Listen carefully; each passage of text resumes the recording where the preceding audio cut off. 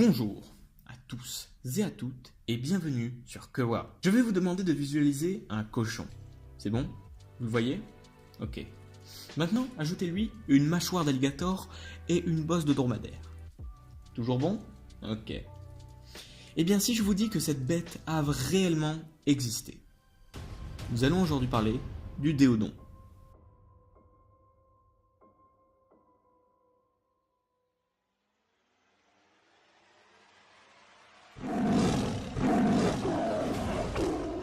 Le déodon fut découvert aux États-Unis, dans le Montana, en 1878, par Edward Drinker Cope, un célèbre paléontologue qui aura peut-être prochainement sa vidéo. Le déodon vivait à l'Éocène, il y a donc environ 18 millions d'années.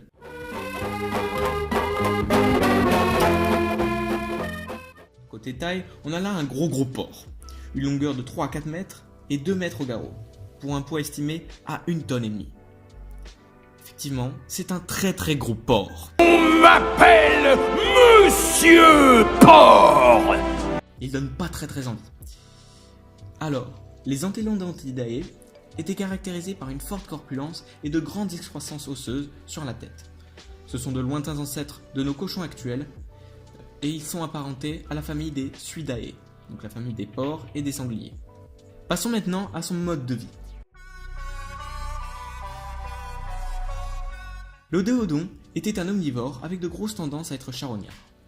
À son époque, les prédateurs côtoyant les mêmes régions que lui faisaient pas vraiment le poids.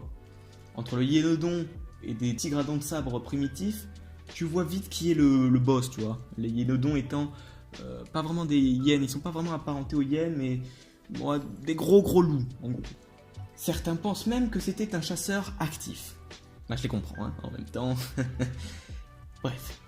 Donc arrivé sur la carcasse, il la déchiquetait, broyait ses os, pour extraire la moelle osseuse, engloutissant des kilos et des kilos de viande, avant de repartir et de laisser que la peau et des os vides. Bref, voilà le bestiau, une belle bête, hein. Maintenant, parlons de sa disparition.